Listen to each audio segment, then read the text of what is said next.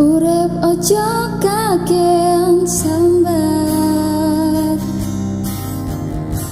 elingo Gusti rawang mikirne kowe. Ajar bakalan tek atine, bakal diparingi seterbaik nggo kowe.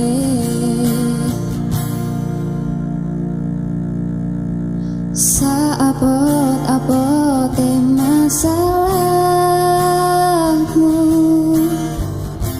tetap syukuri keadaan.